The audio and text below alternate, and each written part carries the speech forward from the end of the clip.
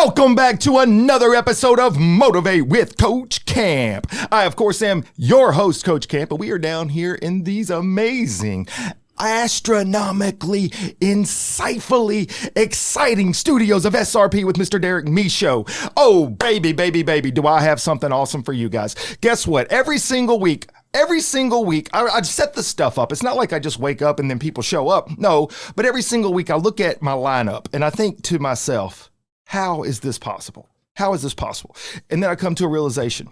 It's because it's not about you, Camp. It's not about you, Coach Camp. You bring in great people with great stories that resonate across the world, not just America, and people want to hear. They want to hear stuff they want to know about.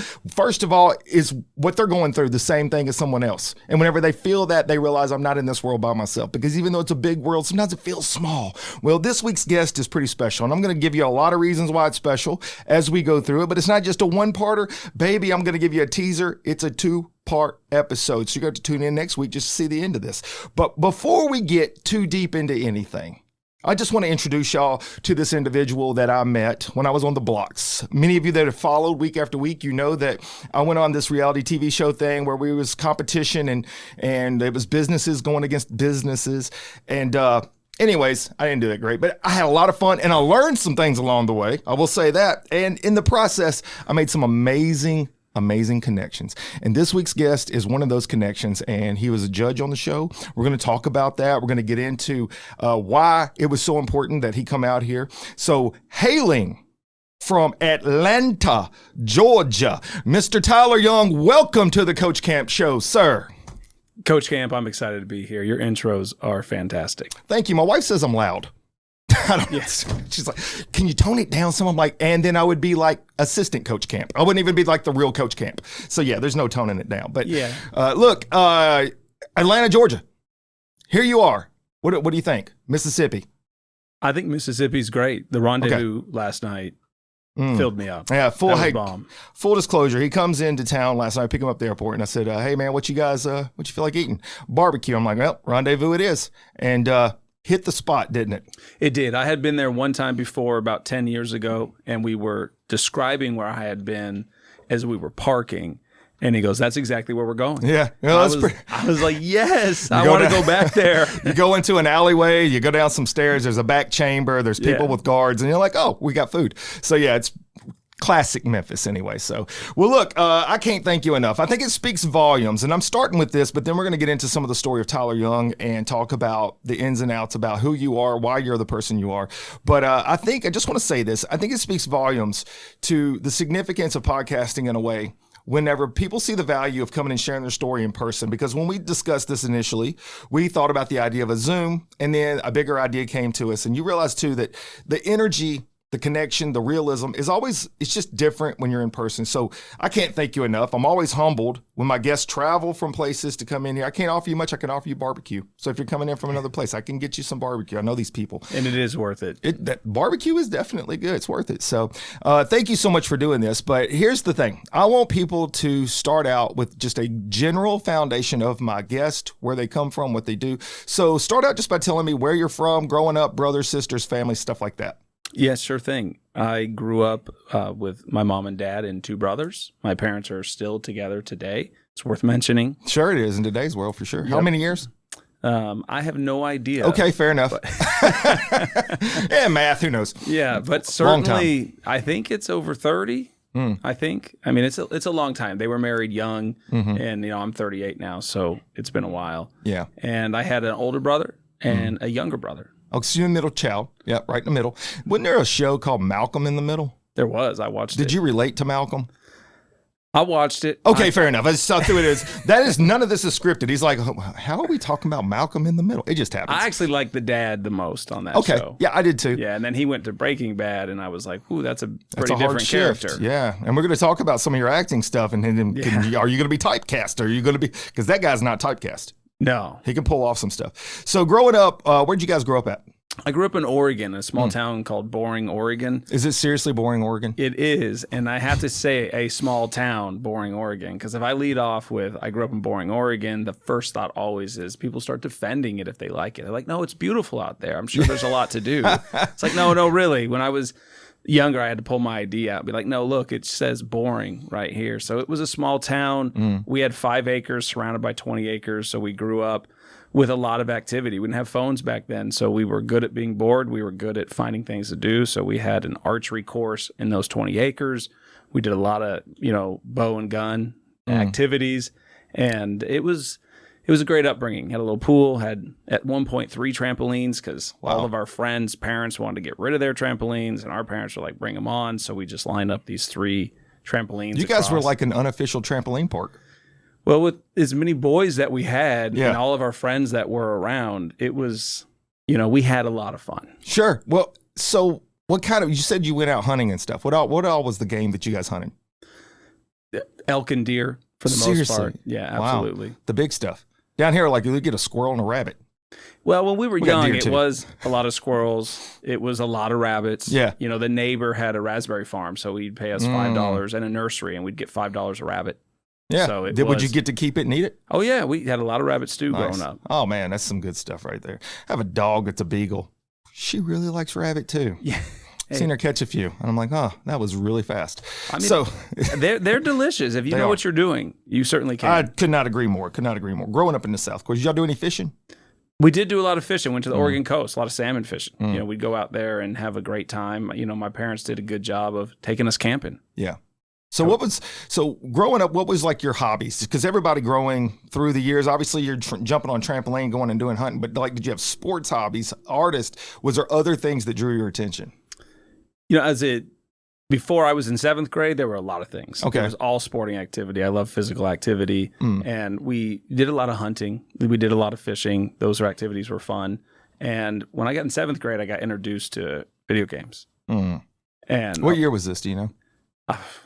What year was it when I was in 7th grade? I'm throwing it out there because I'm curious. Or what was the gaming system? Let me ask that. So it was like 1998 if I had to go off of graduation. You ever heard of Atari? Yeah. Yeah, that's what we have. The little joystick. My Yeah. thumb still has not recovered because of anyways. Yeah, so I remember Atari. That was short-lived Yeah, for at my time. That was short-lived, and then we got to the Nintendo 64 and the Super Nintendo, and ultimately it was in 98, I think, when EverQuest came out, which was a video game on the computer, and I played it at a friend's house. I got hooked. I was able to convince my parents to get me that game, and it's a role-playing game. Yeah. It is a role-playing game where you were building a character in a community of other people, and I was really hooked on that. Yeah. And so I started playing it endless hours. And at one point, I put 36 hours straight. 36 hours straight? It's like a marathon. It was 36 hours straight. I was trying to get a very specific item for those that played video games. I was camping this one frog who dropped a 2% haste belt. Never forget, I would sit there every 30-minute spawn, have to clear the room. And eventually, after 36 hours, I went to bed and I did not get my belt. You never got the belt. You know what? This is I love how the twists and turns start with a conversation because I had no idea about this. We spent the evening last night, took you around, saw some sights and stuff, got to know you even a little more than just from the blocks. And that actually speaks volumes to the character that you were building. And you were saying you were in the 7th grade at this time. Do you understand some of the characteristics that you built in? The attention to detail, the focus, the ability to not give up on something for a long period of time, but then to still work through the fact that it was a disappointment in the end? Did you put all those pieces together? I did. I actually learned so much through video games. In the 8th grade, I went on to form a non-guild guild. I was not a fan of joining the guild with all the rules of how you had to behave and what events you had to attend. I like to just communicate with people through non-voice. It was all text at that time. We couldn't talk to each other. And so in 8th grade, I was just making friends throughout the game and having to convince them to come together. So I'll never forget, I convinced a guy to give me his login because he had this epic, he was a mage and he could go to Plane of Hate, and he was the only one of the only people on the server. And he was quitting, so he gave me the login. So I had that key to get there. Yeah. And I was able to form groups of 40 to 60 people and organize who did what. And I was in 8th grade, and I had to do it all through text. Interesting. And I was only level 52, so people weren't really going to listen to me, but I had to access, and I organized it. And so I took everybody up there, and I was also a believer in fair. So it was like There is no rule. If you come every week, you don't get points where you are prioritized. It's just completely random. Once again, I never won anything. It was always plate drop, cool, random 1 through 100. I never won in any of the things I organized. Interesting. And again, I had to accept, man, maybe there is a merit that the organizer should get something. And another lesson learned. Yeah, so it's funny because whenever we started to build our conversation pieces, and I was thinking about how I would want to direct our, the line of talk today, I had no idea we were going to go here. We're not even 5 minutes in, and I'm like amazed at this because I've already seen now so many different little moments, little pieces that play into so much about what we're going to cover next. And that attention to detail, that ability to be able to put a lot of work into something, heart and soul, because you had a passion for it, and then ultimately not achieve the long-term goal you had, that makes you start over, hit reset, be able to pick the pieces up, keep moving forward. And somebody would say it's just a video game. But the truth is, if you're paying attention in life, the things that you dedicate your time and your life to and your focus and your attention, those are building things inside of you to be able to handle other moments that are going to come your way. And oh my God, am I going to be able to use this in the conversation as we're going forward? But I want to transition to something real quick, because I did listen to a few other podcasts you had sent me that you had been on. I like to do my homework. If you guys know anything about me, from the age of like 9 to 24, I did no homework ever. And I don't know how I passed anything. But I get this podcast, and now I find myself doing homework a lot, making lots of notes. My teachers are like, dude, why didn't you do this in school? I'm like, I don't know. I don't know why I didn't. You weren't passionate about school. I wasn't passionate. You're passionate about this. I think you figured that out. That's pretty good. It's good perception.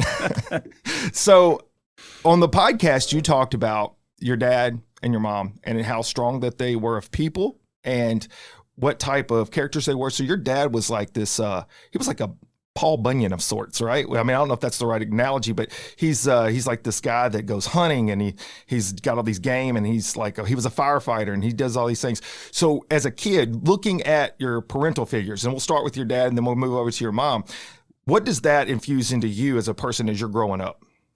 My dad was always on the go, and he just would tackle every project, and I never saw him fail. I've seen him frustrated. I've seen him angry, but he always worked through. And by the end of the day, whatever we were working on, it got done. That's something I saw in my dad. I watched him really get into being a professional hunter. And then as a professional hunter, he got into being the director. He got into the editing. He would work till midnight. He would be gone for months at a time hunting. He'd come back for one day. Months. Yeah. Where would he go? Well, he's been all over the world. I mean, okay, sorry, I had to interject. I was like, months? Yeah, Tajikistan, Kyrgyzstan, Africa, like 14, 15 times. What? Yeah, so I mean, it's a month gone, a day back, and then on another hunt. So it wasn't that he was gone for months consecutively, but the breaks were very short. He was back, unpacking, repacking, and on the go again. Wow. And so I just watched him, and then he, had rentals. Then we had a nursery. And so it just on and on. He just rentals, like house rentals? Like house rentals, yeah. And so no matter what, I just saw him go, go, go. And I'll always describe it. My father, if we saw him coming from the shop, which he's a builder, he built a log home. Jeez. He built the home we were in. He roofed it at 60, maybe 65 right now. He just cleaned his roof. It is so steep on this log home. When you say just, like in the last year? Yeah, like in the last year, like in the last few months. He went up there, put ladders on the roof so he could walk around on it, and it's tile, 50-year tile. Yeah. And he's, 30, 40 years into it now. Now, he went up there 3 times. He had to go up there and pressure wash it, then he had to go up there and paint it, and then he had to go up there and seal it. And he's sending me pictures, and I'm like, I don't even want to do that. What are you doing that at 65? Yeah. And he's just a guy who has always got it done himself, believed if you want it done right, you have to do it. And it was go, go, go. So he instilled into me a go, go, go mentality. And it's really in both of my brothers as well. Was it just something you picked up, or was he like encouraging that along the way? It's actually something we just picked up. Because you just saw it, leading by example. Leading by example is huge. And there's an expectation. And we would see him walking from his office in the garage, which used to be the house while he built the log home. If we saw him walking over, we turn the TV off, we jump up, we start cleaning. Like, it was like, you are active when Dad is around. Yeah, that's interesting because generationally, I don't know that carries, because I don't know if you know this about me. You've met me a little bit. I have this button and it's stuck on get it. I'm trying to get it off of there. I can't. But my kids did not get that. They sit around and they're sleeping. I'm like, hey, I could use a little help out here. Like, then a minute. Oh my God. So they didn't get that. So I wish maybe I'm going to send them to live with you. Well, we didn't get it either when we were young. Okay. It was How old were you when you started kind of sink in? It's hard to say. Okay. It's really hard to say when it sank in. I think as I became an adult and I started to have my own dreams and my own desires, I was able to tap in that makes sense. to that skill set. But when I was young and it was about staying up till 4 a.m. and you're tired and you don't really have an ambition for the day except playing with your friends, you don't have the same wake up and go. Yeah. Right. But when I had the wake up and go for video games, I mean, it was roll out of bed, wiping the, fogginess off the eyes, starting the computer. It was like right into the go. Yeah. And that's how I treat business today. When I wake up in the morning, I don't need the coffee. I don't need the wake up time. It's like, boom, get me right into it. And I wake up with my mind. So when I sit down on the computer, when I start working, I'm able to wake up and energize because I'm passionate about what I'm doing. That makes a big difference. So when I became passionate and I had goals, then it really kicked in for me, the work ethic that I witnessed him and the approach I take to everything similar to his approach. That's good. Tyler, you know what you just told me? You didn't know that you told me this. You did. Your dad was a farmer because he was planting seeds. And along the way, those seeds started to take. It just took a little while for it to grow. And I think you just gave my kids a get out of jail free card for the moment. So maybe I'll just wait and hope that those seeds are just slower growers and it'll start to blossom into something amazing. But what we've done so far in just a very short amount of time here is we've seen how as a kid you were able to fixate on something, really have passion for it, work really hard, still be disappointed. Then you also had the role model of your father, being able to see him work so hard at so many things, go all in, sacrifice, dedicate, and ultimately that kind of led into some of what you use now to do the things you do. Let's talk about your mom real quick. So what kind of a role model, what kind of examples could you say that your mom shared with you? She does not get enough credit. When you have a father that go, and he's gone, and you got 3 boys at home, that is a lot. And my younger brother and I are only 16 months apart. So not only did she have the 2 of us close together, but we had a lot of friends, and they were always over. So she was managing so many boys. And so my mom was just the rock for all of us. She was there on the day-to-day. She took us to all the activities. She took us swimming. My dad was a father figure. He was there. He did coach our teams when we were young. He certainly took us on excursions, and he planned hunting trips, and he took us waterfowl hunting all the time. And the best one was when he took me out of school in 7th or 8th grade, and I got to go hunting. That's a story we're telling in a moment. But yeah, Mom was constant. She was consistent. She was there. She made us feel loved. She built confidence. And my dad told me this just recently. She worked intentionally to build confidence in the 3 of us. She spoke in positive words. She encouraged us. She was very intentional saying, my boys are going to have confidence in who they are. Yeah. Where did that come from her? Is there something you could attribute that to? Yeah, I would think that her, because in life, we all have to become aware of something for us to give it attention. And I think with Ryan being diagnosed at 23 months with leukemia, it changed the perspective of my parents, of their parenting style and their marriage and the world. And my mom became very fixated on us as her children because she had to take care of us. And she had one child facing a death sentence in the 80s. Yeah. And working through that journey, which is a long journey, I think she recognized that we needed that support. Because just the other day, I tried to get Halloween photos. My marketing team's like, get us some photos. I'm texting my mom, and she found like 3. And she's like, I'm sorry, I don't have photos. You didn't have a normal childhood. You couldn't go around other children. So I don't have those types of photos. So she's always questioning the childhood we had because we had to have a different childhood.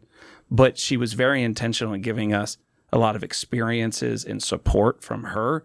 So I think that we had a nucleus as a family that we didn't need external affirmation or support because we got it from within the home. That's a great answer. I really had no idea, but just judging by first of all, your reaction whenever I mention your mom, and then secondly, I can always tell a person whenever it's like you touch on a heartstring because you realize the significance of that moment and who the person is you're talking about. And I could see that mom meant a lot. And I was curious about where does that come from? Because I don't think that a lot of times people have this type of personality or persona, and maybe they have people have just not thought about where does that come from? Because sometimes people are born with stuff, but then sometimes there are things in life that change that individual into a person that is different than maybe they would have been otherwise.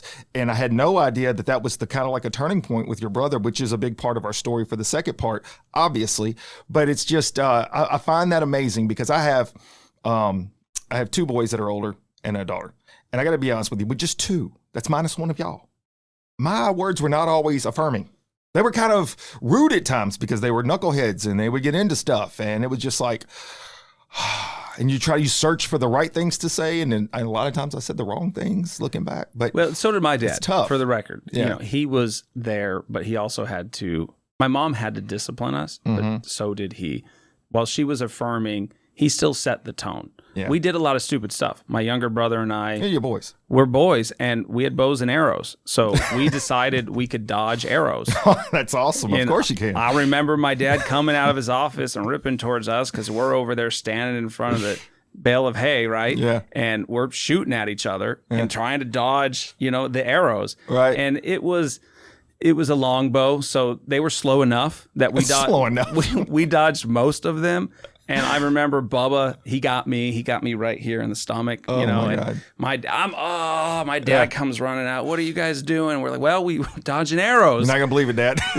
And so he buzzed. Bubba's a good shot. Yeah. He got me. He did win that day. And so he broke our bow and arrows, and Dad had to be fuming and mad, and he set the tone. Yeah. He had to break a few things. Okay. So jokingly last night, I said, whenever you were telling me some stories about your dad and I had seen the podcast, I'm like, I might be your dad. I don't know. Or we're definitely brothers, your dad and I, because there was like these similar, and that sounds a lot like how I would have handled it. There would have been some broken bows. I am older now, so I'm not as energetic towards anger. It's like I'm more passive in that respect. My daughter might disagree, but that's also talking about girls and boys trying to come in and talk to her. So that's a whole nother angle. I do think, though, sometimes that response is required. I think so, too. If you really want someone, even as an adult or a child, to learn a lesson ingrain it, it has to be a memorable moment. It has to be firm sometimes. And sometimes you got to show the passion, to show the seriousness. Like shooting the bow and arrows at each other. That's pretty serious. That was pretty serious. That was could have put an eye out. Yeah. Or anything else. Absolutely. So now I think we have a pretty good idea about who and where and why some of the moments in Tyler built some of the people that you have become, because I think we are all types of people individually. I know that almost sounds like it's a schizophrenic thing, but it's not. We have to be different types of people in different moments. You have a lot of skill sets here. So now really quick, what I want to do before we go to a break, because we're looking pretty good on time here, I want to do this. And then after the break, we're going to talk about a bigger story that's the moment. The moment is like what I like to refer to it as how you and I became so connected, in my opinion. So you now are, and correct me, this is my homework, so understand I was not great. We already discussed this. You're the CEO of Tonic POS, is that correct? Yeah, I'm the CEO of VersiTech, which has two brands. One is Tonic Point of Sale, it's a product, and the other is Bold Integrated Payments. And what is BOLDpay?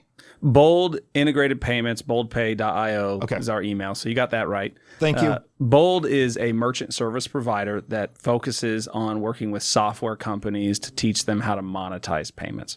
Simply put, everywhere you pay with a credit card, a service provider is allowing that. And they make a little bit of money on that. Okay. So we work with a lot of point of sale companies who provide their point of sale, the operating system, to the businesses. And we teach that software company how they can monetize payments. Okay. So today we have over 10,000 customers, I'm proud of 125 plus employees today. And last year we did, I think, 6.6 billion in processing volume through all of our customers. Wow. And then on the Tonic point of sale side, we are the software that we provide to restaurants, and we provide it through a reseller channel. And that allows us to have a lot of partnerships. And we don't sell direct. We try and sell through channel partners. And that has helped us scale and grow our business with a smaller team of 125 that can service over 10,000 customers. So are you the founder of both of those? Yeah. So I started the company in 2009, I was 23 years old, and it's just evolved to what it is today. It's just grown, and I've adjusted. And I got to give a little bit of a speech the last 2 days. Yesterday, I was at base camp for about an hour and a half. I was talking to 7 of our partners who came in to learn. And the day before that, I was in Fort Lauderdale at our Deerfield office and talking to a lot of our development QA team. And there was one thing I said there that's, I think, worth saying here. Do it. Well, honestly, I said a lot. I had an idea of what I wanted to say there. Yeah. Yeah. It's okay. Well, I'll tell you what, it's going to come back to you because we're going to keep flowing this thing. When it hits, just interject it, and then we'll splice it back in and be like, oh, you never even missed a beat. Like 15 ideas came to me in that point there. That is how my mind works. Yes. Have you ever heard the expression BB in a boxcar? You know, like a boxcar on a train track, and you put a BB in there, you can imagine it bouncing around. That's what my brain does all the time, all day long. So the squirrel moments are real. So far, I think I've done good because I just do a little outline over here to try to keep myself on. It's good to have a plan. I normally don't have those squirrel moments, but I have been on the travel for about a month and a half because we'll talk about I shot the movie. I was gone. I mean, I think I've slept at my house for like 2 days, maybe 3 in a long period of time. And yesterday I was in Florida in the morning, Atlanta in the afternoon for meetings, and then with you last night. And here we are this morning. Yeah, so that's something else. And I want you guys to understand, whenever I tell you guys I am humbled, think about that. This guy has this schedule. He's got 2 companies running, and he's like, you know what? I'm carving out this part of my time, and I'm going to fly into here. I'm going to be a part of the show. So I never take any of this stuff for granted, 100%. All right, so I wanted to touch on your 2 businesses because I wanted to, this is like that foreshadowing moment, and I'm trying to do this in a movie that we're going to get to in a second about your movie thing, but it's a foreshadow because now what I want to know is, when you were coming out of high school, what was Tyler's thought process as to what I'm going to do for a living? Was it gaming, or what? Did you have a thought like, I want to do this? Well, you joked last night, you said you could be my dad. I was coming out of high school, wanting to be a fireman. Okay, yeah. Well, you definitely could have. So was that because your dad had been one? That's because my dad had been one. How about that? Exactly. And so what happened there?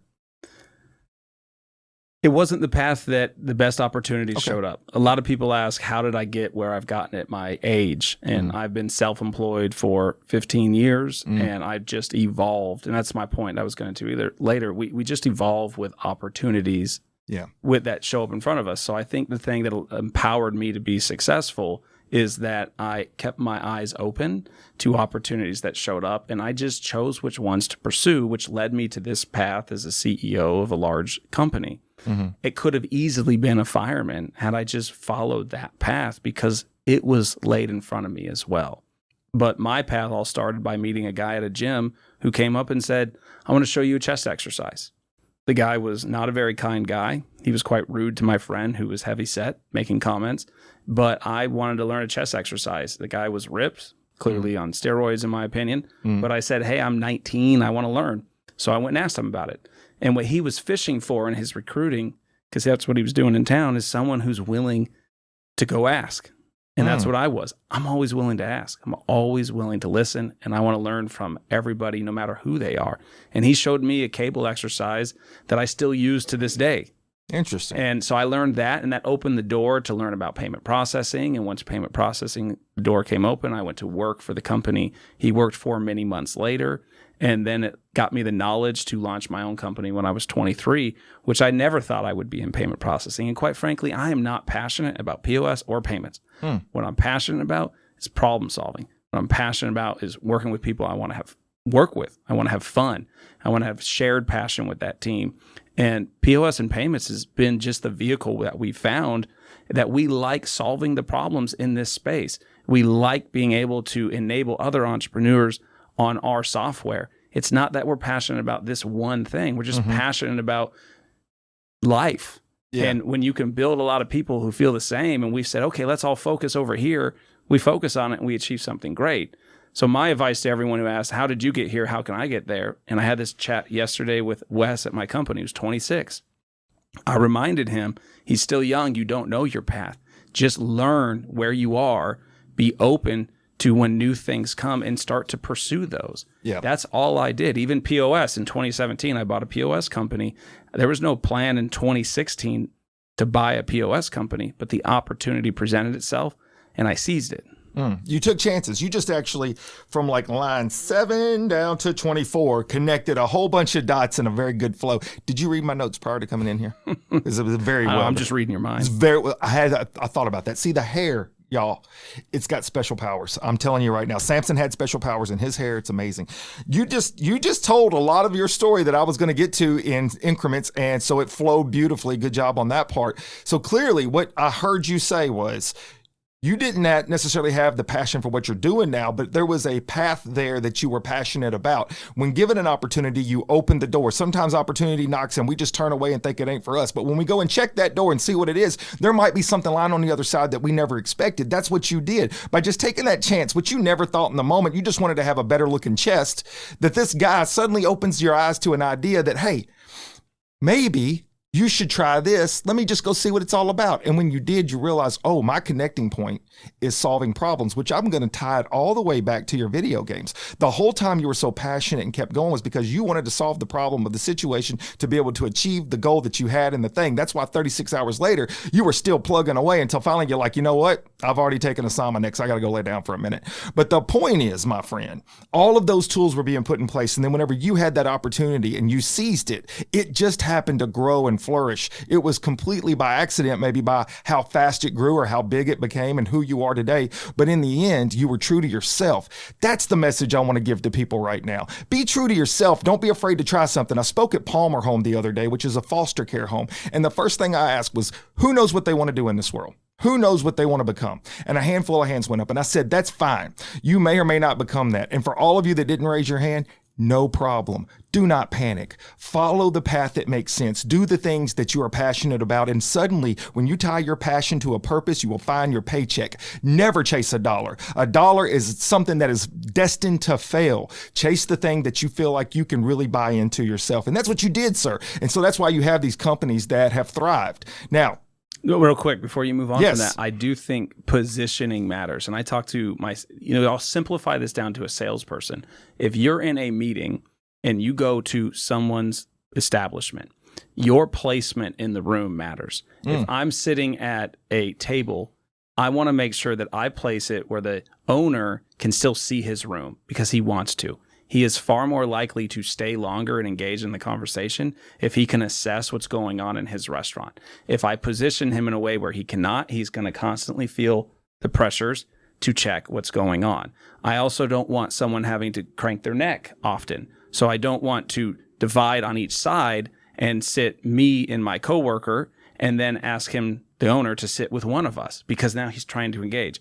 It's important where you place yourself in any conversation. It's also important where you place your skills, your ability, your position in life to seize the opportunities.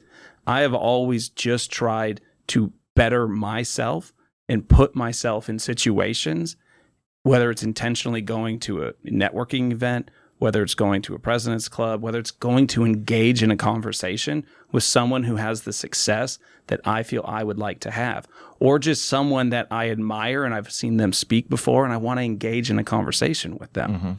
So it's not always you have a plan, you know where you want to go. It's just the baby steps. Like, I'm going to get up today and I'm going to stay healthy. I'm going to stay fit. I'm going to look my best if I'm going to a networking event.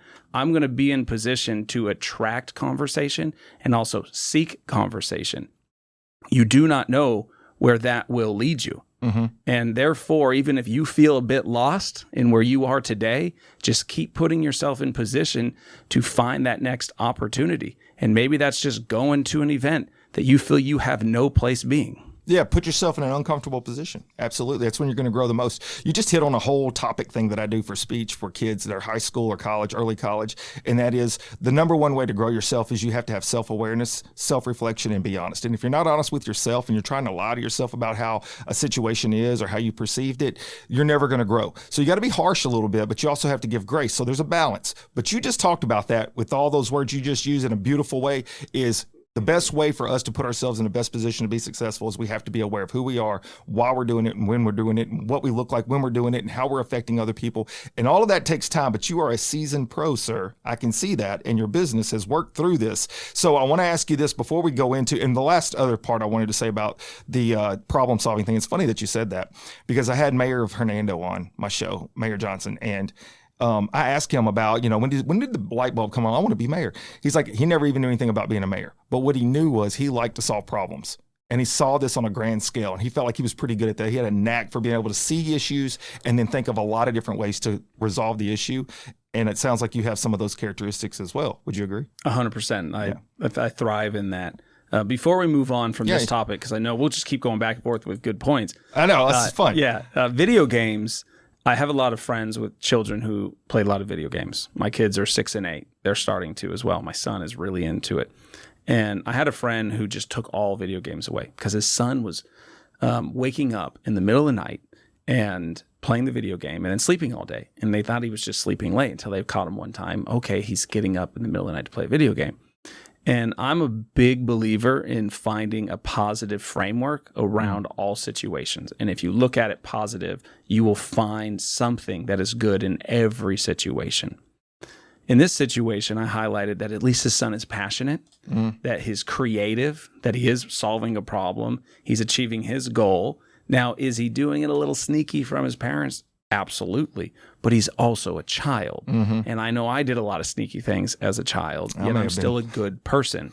We have to go through growing phases. What I love to see in kids, and this is a big problem today in the world, that are addicted to video games, is at least they are passionate about something. They are putting themselves through challenging times. They are grinding hours on hours. They are passionate about achieving a goal in the game. It's just important that parents here, or if you're the guy playing the video games, at some point, you have to realize that the world is just one big video game. And that relationship, the goals you're trying to achieve in the game itself, well, life is a game. And most adults play it. They don't always like their position where they end up. But if you're a great gamer, you have all the talents and skills to be great in the game of life. And when I was 21, playing World of Warcraft for many, many hours, it clicked for me. I always wanted to be the best in the game. I worked hard. I put all the hours in because it took forever. And I said, I'm going to treat life that way. Every relationship I have with every person, every job that I have, I may be just at this job today, but I want to be the best at this job today. And then I'm going to move on. So in a video game, it's, hey, I want to do this quest. I want to do that quest. I want to do this quest. And I started seeing life as just quest. You and I, this is a relationship. This is kind of a little quest that we're on, meeting and doing this here. So I think parents should look at their child or the child themselves playing the games and understand you are learning a lot of life lessons. Yes, absolutely. And at some point, you move on from it and you have to let it go. Yeah, I think analogistic perspectives to life is important. I use baseball. Coach Camp hashtag, it's the real thing. So I really am a coach, but baseball is the same way as gaming. It's the thing I was passionate about. So I use that to kind of blend in how I approach the game of baseball to life. And it's always connecting, it seems. There's always an intertwining. So find the thing that you're most passionate about and relate that to life. I think you're absolutely right. One quick funny that came up whenever you mentioned finding the good in the bad. I have a friend of mine who's had a 2-year-old son. He's older now, but he threw his bottle across the room. Just chunked it and hit some picture, broke something. And his wife was like, yelling at him, don't be throwing this. He's like, but you got to admit, he has a pretty good arm. Yeah. I was like, that's a way to find the good in the bad, right? It's a pretty good arm, all the way across the room at the age of 2. All right, so here's what we're going to do. We're about to go to a break. When we come back, we're going to talk about how we actually first time met, where that branched from. I got to find out too. I'm asking this before the break. Were you a contestant on the BLOX? No. Okay, fair enough. And now after that, I need to find out how in the world you got involved with the BLOX, and then we'll talk about our story. And then we're going to put a little teaser in there about where we're going to go for episode number 2. So don't go away. A great opportunity awaits. The Motivate with Coach Camp podcast is now in its 2nd season, and we are excited to say that we have listeners all over the United States and in 19 countries. If you have a company and you're interested in some very affordable advertising, while at the same time supporting a great cause, please go to motivatewithcoachcamp.com and fill out that sponsorship page, and we'll get right back to you. You can support the podcast through donations on Venmo at Motivate with Coach Camp. Thank you to all the listeners and guests who have blessed this podcast with their engagement and involvement. Welcome back, everybody. We are still here with my good friend, Mr. Tyler Young. We have been diving deep into the person that he is and how he got to where he is today. And now we are about to kind of start to blend some of the story about how he and I actually met. So for those of you that have followed along, you know that I went on that show, The BLOX, and how I found that was just simply clickbait. I'm going through my phone, boom, there it is, entrepreneur. I like to identify as an entrepreneur. Let me go try that for a minute. And so I sign up. I get cast, I go out to Tulsa, Oklahoma, and when we're there, just the small snippet of it, we compete. And so we have these different little pods that are anywhere from 12 to 14 members, and we do these different exercises after we sit through a class, and then the judges will go through our material and they will say, you know, he was good or bad, or she was good or bad, and then they pick from those pods to compete at the end of the night on the show off, or they call it the BLOX off. And there was 9 judges or 10, I can't remember. I think there was 10 because there was a set of twins. 10. Okay, 10 judges. And so we only have 6 days. I ended up never getting to be a part of one of your pods. You're a judge there. And we went just before the break, we found out he never was a contestant on the BLOX. So I'm interested to find out about that. But what was interesting about the BLOX itself was every judge had a unique personality. And so how things played one day could be very different the next day. But it was very insightful, very educational. And the one thing that I took away from it was you now have a network of people that understand your struggle, that also have your same ambitions. And you have people now, I have friends all across the country that I would have never met, including a guy named Tyler Young. So Tyler, how in the world did you get connected to the BLOX? The BLOX was part of my journey of getting comfortable with the uncomfortable. Okay. In 2021, I started saying that to my team, my friends, my family. It's just get comfortable with the uncomfortable. I've gone through a lot of hardship in life, a lot of trauma, and it's helped develop, my mindset that I have today.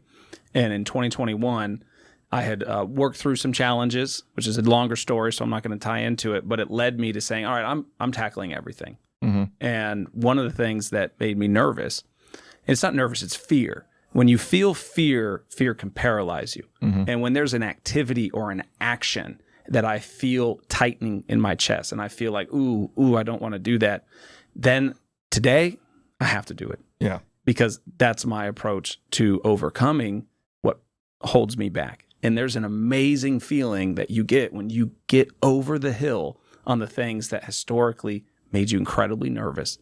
For example, going on a reality TV show, just applying for a reality TV show and not being chosen. Mm-hmm. At the time, I've had a very successful business. I qualified very easily to be a judge for that show, what requirements they were looking for. But you still have to be chosen. And so there's a fear of just trying, because then that's rejection, right? Then you have the fear of being on camera. Then you have the fear of what do you say? How does it work? I was very intimidated by it. You'd never done anything like that? Never done anything. It was actually the beginning of this, this crazy year that I've had. Okay. And I watched it. I saw it like you, but you were quick to act. I was not quick to act. I saw it. And it was a big fear of mine to overcome, to just apply. It was a fear of mine to apply for in acting. It was a fear of mine to apply for the board of directors. Like, all right, there's a lot of responsibility besides my little sphere. I've built a business, and in my element, I control everything. Mm-hmm. I push it forward. I have a ton of support and an amazing culture at my company. So I feel very confident. But you start getting outside of that bubble, you start meeting new people, you have to go into that with your own confidence. You're not going to get that from everybody else. And therefore, the BLOX was the first time I applied. And I took all 3 takes, because you had the 2-minute submission video, right? Right. I had to use every take. And I know that software gives them every take, right? Yeah. It does. So yeah. So just to clear that up, so it will give you 3 opportunities to do your message. So you hit record, you do it. And if you don't like it, you can do it again, but you only get 3 shots at it. And you're right. They do take all 3 of them. Oh, they take all 3. Yeah. So I did, it was like, what location should I be in? I was really nervous. How should the hair be? Mm-hmm. That's been a whole journey trying to learn how to manage I just figured you just wake up, it's there. It's like popping. That's a long story. Yeah, I've had to learn to manage it, but that was me applying for the BLOX, and I applied in 2021. But then I did an M&A in 2022, and they had emailed me to get to the final round to meet Wes. I missed that email.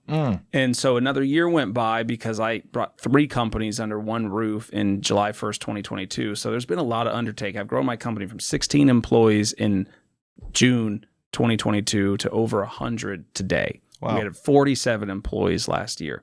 I mean, we are in a high growth mode.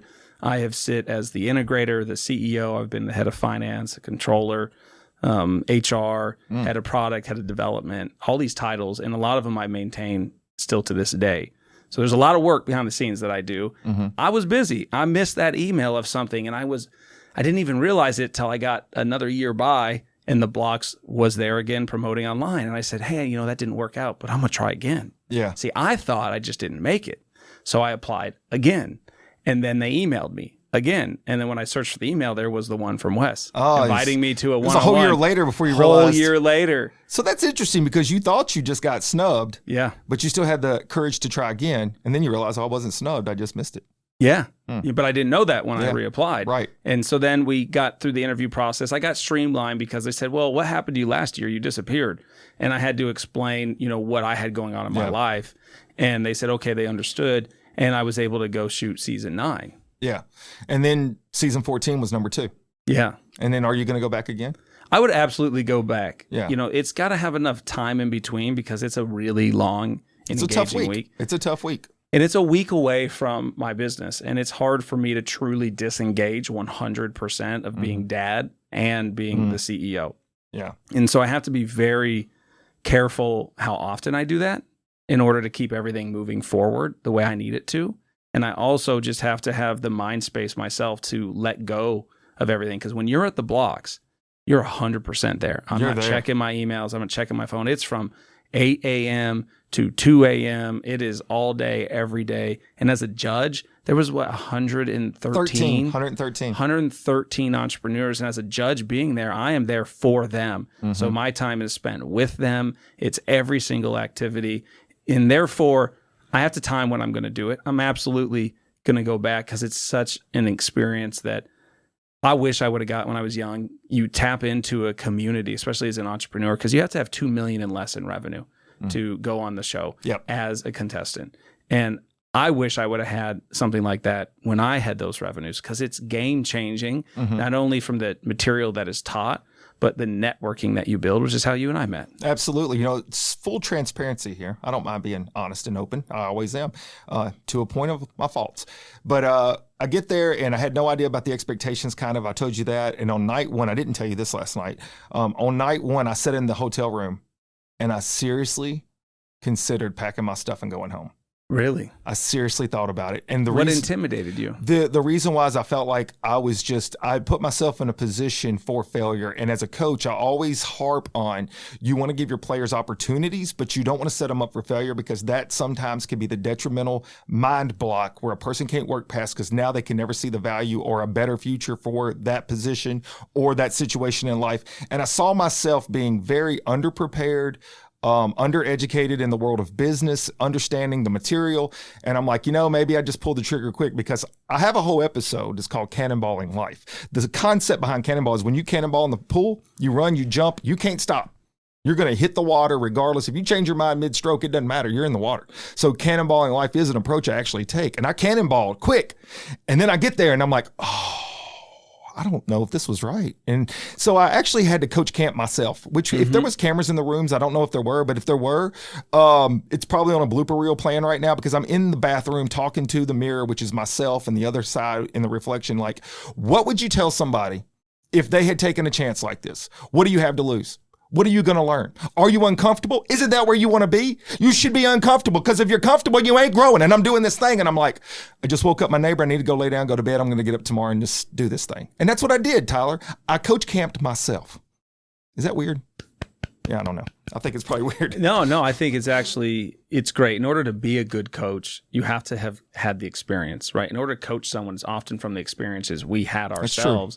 Be able to coach. So you went through an experience that you can now be a better coach because you did that. The good news is you have your own experience to walk you through without bailing. There were other people that did leave in season 9. And there was someone that almost left in season 14, and he was in my pod the first day, and I got word that he was going to leave, and I had to go find him and talk to him and help coach him into staying. So you were not alone. No, I wasn't. And it's, I boil that down to the imposter syndrome. A lot of people feel like they're imposters in life, and especially when they're stepping up to an entrepreneurship show. And even as a judge, what qualifies me to be a judge to give you advice?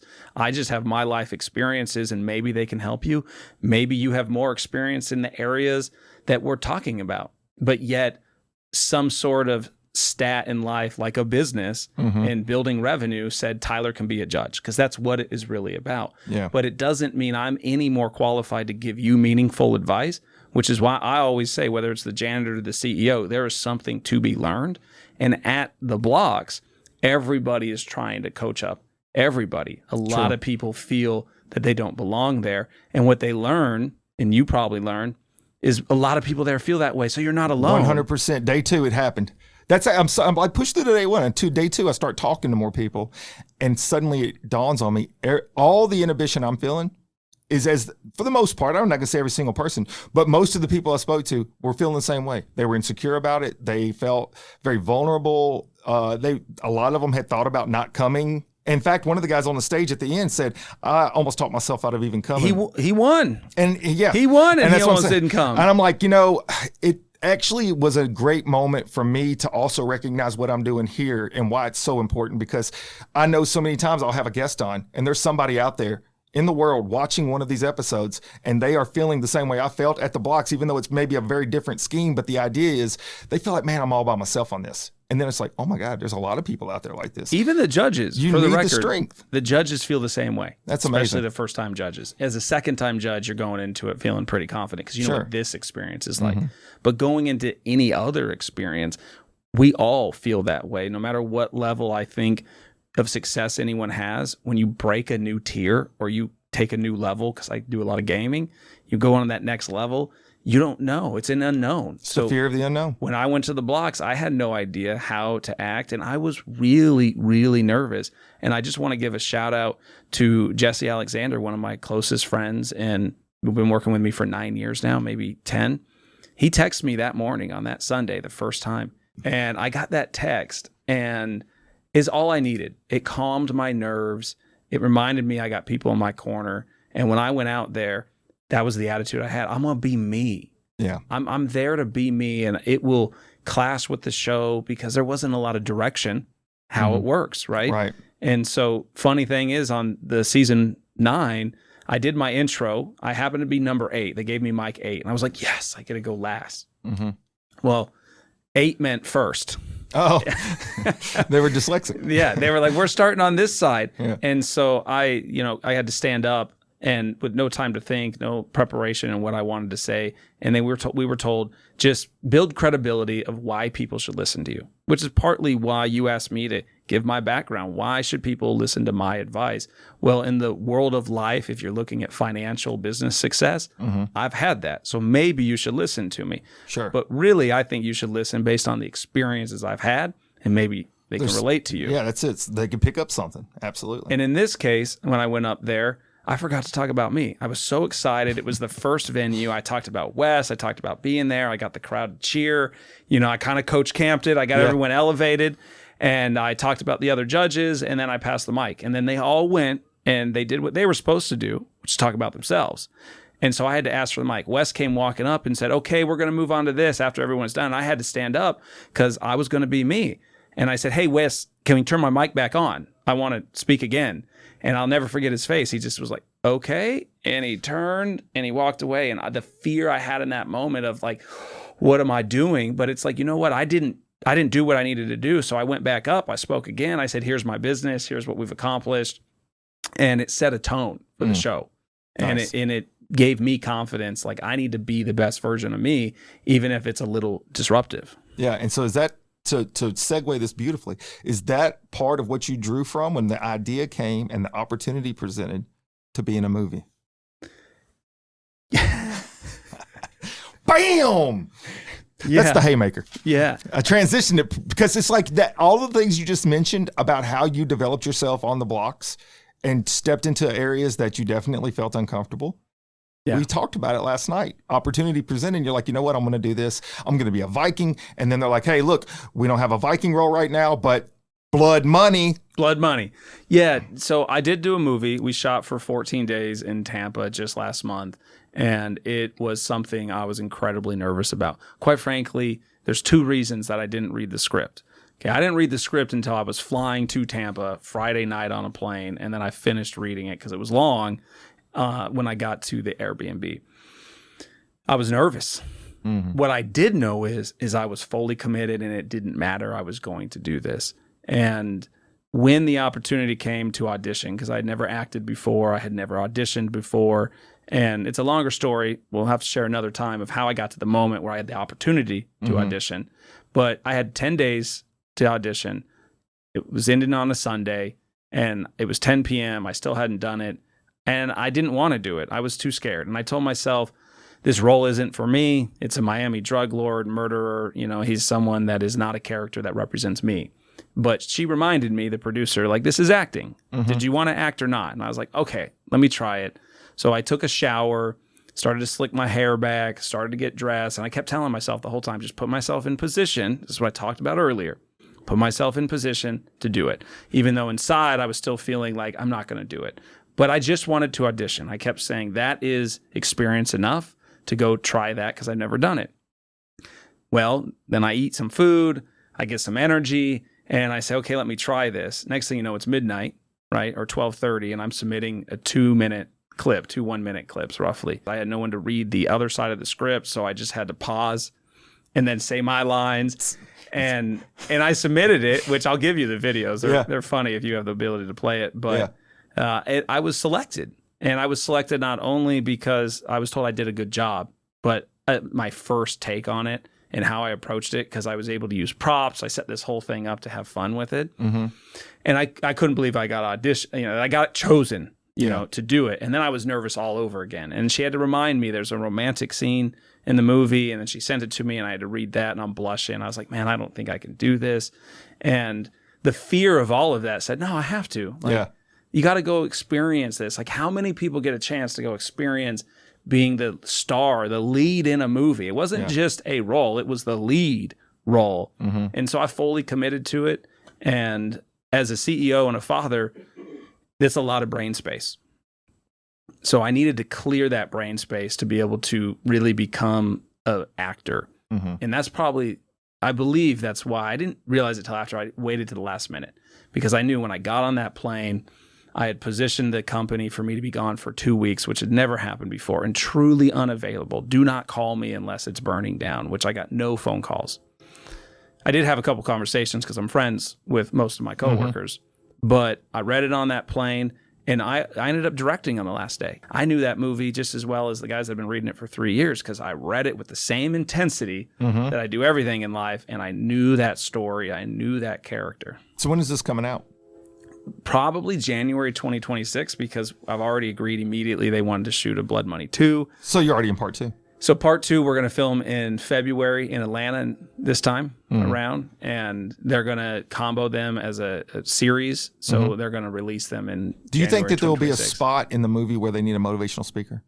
I know a guy if you do. There's a spot. I'm just saying. I know a guy. Maybe you can act because I heard you were acting recently. Well, I act like I care a lot of times at the house when there's something going on. So there's a lot of acting. So we can't talk about your acting experience? Yeah. No, my acting's though, it's okay. It's fine.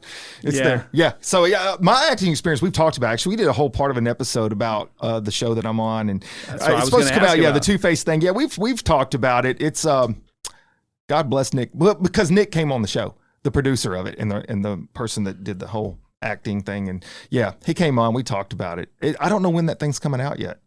They're still editing. These things takes a while. It does take a while to get so out. I actually shot a documentary. I had a friend come with me. You met Travis on the blogs. He came and we shot all the video. We're going to make a little documentary of, going from no acting experience to full on lead role. Yeah. And the way I approached it and just how that went. So we shot all the BTS behind the scenes. Yeah, do that as an instructional video, man. Those things blow up. People buy that stuff all the time. I don't think people should follow my lead because I have a lot of experience in a lot of challenging positions. Being an entrepreneur for 15 years and succeeded through that and having to adjust my business, I was able to kind of take this role, like reading the script in the moment. Mm-hmm. And one of the favorite scenes for me, and I'll see if anyone can figure it out in the movie when you watch it, is I didn't know the scene at all because I read this page and I didn't read the next page, and it was 2 conversations. So I had one, it's too much info, you're going to be able to figure it out. But I had one conversation, dude leaves, another dude sits down and starts talking to me, and I'm thinking,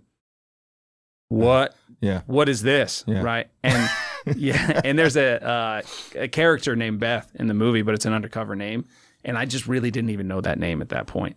So he's like, I got to talk to you about Beth. And I was like, in my head, I'm like, who the hell is Beth? Yeah, nobody knows Beth. I was like, I don't know who Beth is, like in the movie. So I did run that scene completely impromptu. That's all right. I think sometimes Improv. that's the way it feels more natural anyways. I know me, if I just try to go script for script, every single line, anything I've done, it feels very robotish. So I just get a concept and go, which is what I did at the BLOX, which is why, full disclosure, I didn't win crap. So it doesn't matter. But here's where we should talk about at the BLOX, because we are getting at the point. I want to be able to trail this, and we're going to give a really good background information on it. And then we're going to dive into episode 2, which you're going to have to turn back in next week to be able to see all of that, which is going to be amazing. So here we are at the BLOX. Never had Tyler as a judge.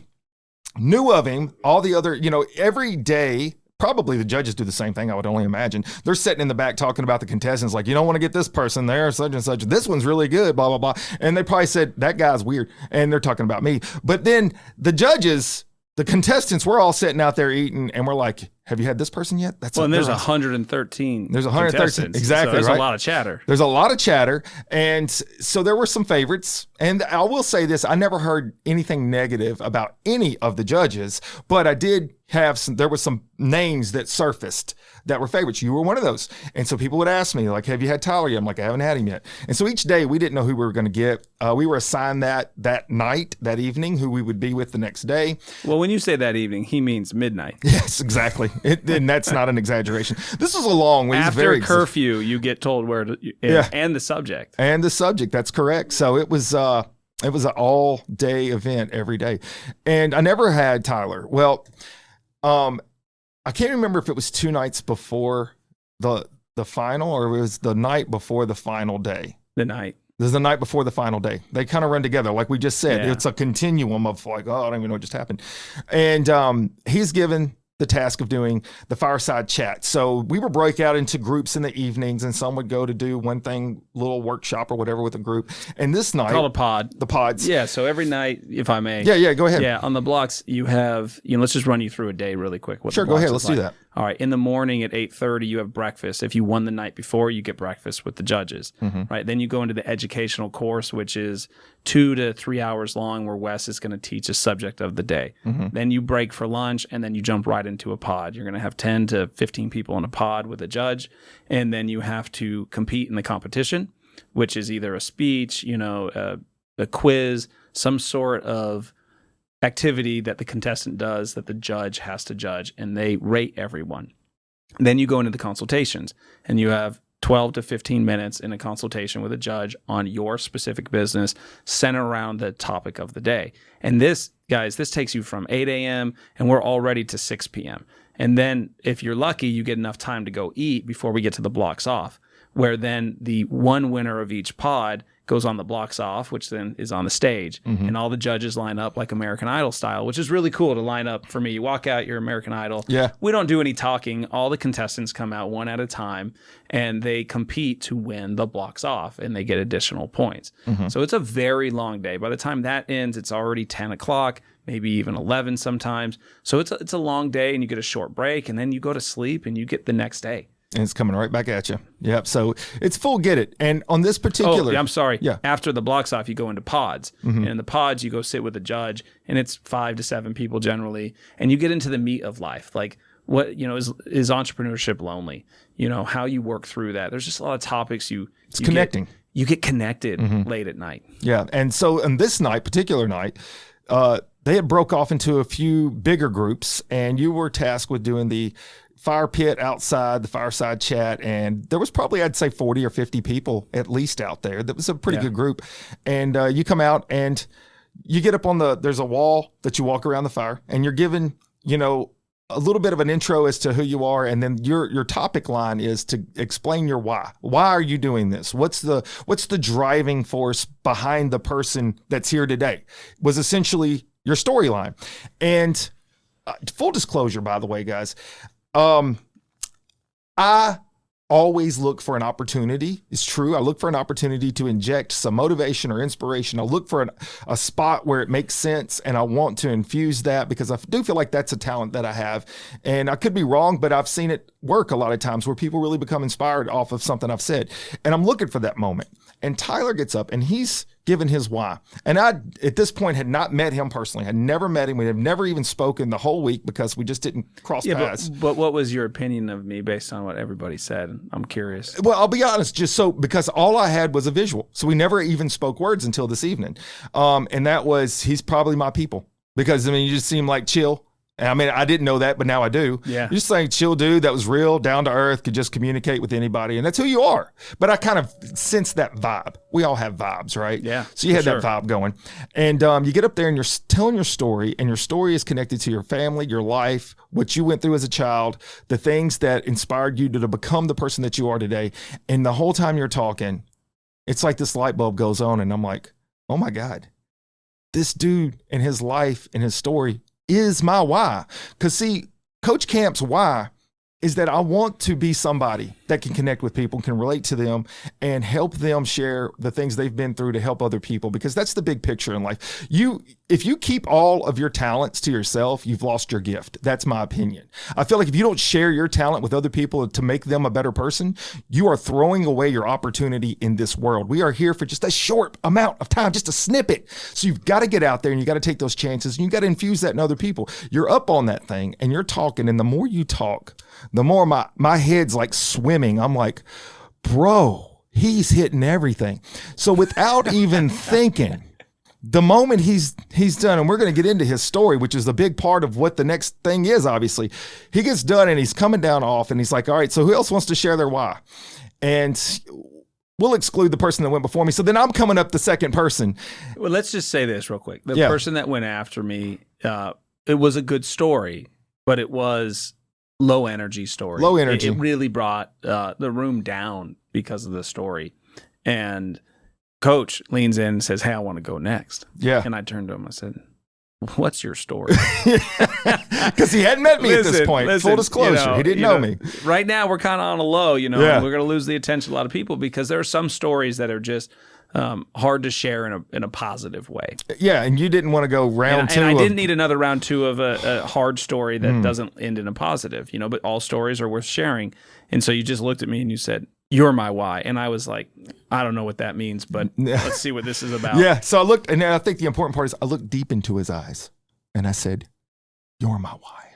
Yeah, he did. Yeah, and he's like, okay. Was I say, just trust me. Just trust me, man. I did ask. I was like, what does that mean? Yeah, you did. You did. And so anyways, the short of that is I got up there and I don't even remember all the words I said, but my whole point is that I got it on recording. So some of it on recording. Hopefully you can play it. Yeah, we'll put it out there for sure. But the premise was just the fact that, people go through things, and sometimes the ability for them to share is one, healing for them. They need to do that. People need to understand that there's significance for themselves to share those vulnerable moments. But then the other side of that is you're connecting with people in a way you cannot even imagine, you cannot even forecast what kind of an impact that will have. And I knew your story with your brother and your family. I'm like, this, my friends, is the thing that we've got to do. So in a 5-minute intro, before we cut for this one, we're going to come back and it's going to be full things. You and your brother, he's flying in all the way from Oregon. Give my audience a snippet about what it is that you and your brother went through and how it impacted your life and is going to impact somebody else's. All right, I'm going to talk to you. Today is a monumental milestone for me. Coming down here, if you liked what you heard, if you liked some of my opinions on life, maybe what I've done, I'm going to tell you today tops everything for me. I have had a goal for a long time to share my brother, Ryan. He has an amazing story. He has been my inspiration. My life has been molded because of what his life went through that was not in his control. I tell him all the time, he shaped me through his hardship. I learned through his hardship. It's partly my story because it's my life, but it was always around him. So we're about to share that story with you, and it means the world to me. This is the first time he's ever spoken on camera. This is the first time he's ever been to Memphis. This is the first time that I've really seen him tell the story. I've always been helping tell the story because it shaped my life. So this is huge. I'm going to tell you, Ryan is a survivor of leukemia in the 80s. He is a survivor of multiple tumors. He has a metal forehead to this day. He, got hundreds of blood transfusions before they tested for HIV and AIDS. That became a big issue when we were in high school. He was 23 months old when he was diagnosed. He was sent home on 2 occasions by doctors saying, enjoy the time that you have with your son. I was in my mom's stomach brewing when Ryan was diagnosed at 23 months, and I was early in the pregnancy. They were told a 5% chance. There was a 95% chance that they can expect a miscarriage this early into her pregnancy because of the stress that a mother would have. Their marriage was told there was a 5% chance that they would survive because everyone ends in divorce, especially if they lose a child. Unfortunately, it's true statistically. So my parents were faced with incredibly low odds. That's why I feel like there are no odds. There is no losing in life for me. And it's true because I will adjust. Everything is about the information we have and the circumstances we're in. So there's an ideal outcome. And you may want to be a movie star. Well, that's the ideal outcome. Well, life may happen and you may not become that movie star. Doesn't mean you failed in my eyes. It means life happened and life happened. So then you have to adjust. What's your next ideal outcome?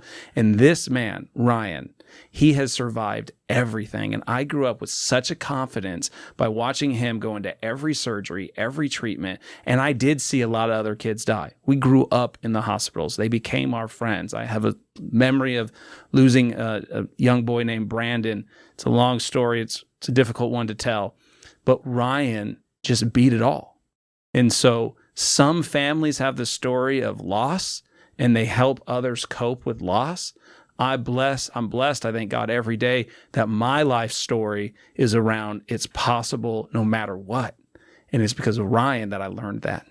That's amazing. So clearly my viewers and listeners know now why you are my why. You and your brother are my why. And I wanted you to give them just that little piece of nugget so that they know when we come back next week, what I want you to do is we're going to lead off with you telling that early days of what you went through, what all was required of the family, how you were a part of Ryan's life to the point that y'all were identical twins for a moment, which I found that to be fascinating. I didn't even know that was a possibility. I didn't even know how that worked. So it was like blown away when I heard that part of your story. And we're going to bring in the man, Ryan, to tell his side of things, how he has overcome so many things in his life, so much adversity, and the strength he can give to others now from this, because he's been given a gift. And that's one thing that I can say with complete certainty. When we go through things, we come out the other side, we now have a true gift to give to others. Don't waste it. He's not wasting that. And I also know that he was a little nervous about it, but I love this part about it yesterday. He's like, well, I said, how do you feel about coming down? He's like, I don't know. I just did what I was told. Tyler told me, come on down. So I'm here. I'm like, all right, are you nervous? He goes, I'm not nervous anymore. He puts me through everything. Yeah. But it was all loving. It was like the fact that he knows you have his best interest. He knows that he has inspired you in so many ways. This is an awesome moment for both of you guys to be able to do this. And I'm looking forward to it. He is so resilient. I mean, he is just a resilient person. And he proves that no matter what gets thrown at your life, and when you hear his story, whatever you got going on in your life, you need to understand that it pales in comparison to those that are facing health and death. Yeah, absolutely. Well, Tyler, I can't wait to watch this next week's episode. Is there anything you want to leave them with from your side of things before we cut out of here and come back again? I just am asking you to please come back and hear his story. Absolutely. I guarantee you they will. They may cut me out at times and just fast forward through my stuff. That's okay.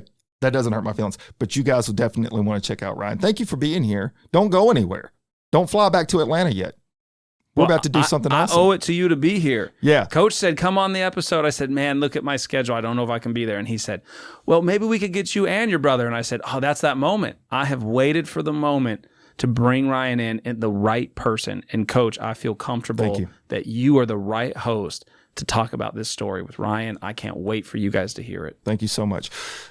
Tune in. You know what to do, guys. Continue to go out there. Go to my website, motivatewithcoachcamp.com. Subscribe to my YouTube. Continue to check in. Send the messages. I love you guys. And always remember, until next time, Coach Camp out. I love the chase and the hunt, and I set the pace when I'm running. I always take what I want and I always give it 100. Don't need a bank, no, I'm funded. Play the game like it's nothing. I'm always thankful for something. Don't take for granted, stay humble. Now wake up! It's time to look at the enemy. Look in the mirror if he is no friend to me. It's not working out, maybe it's the chemistry. It's time to break up so I can make a better me. Better believe in your mind, cause it's everything. You can mold, shape,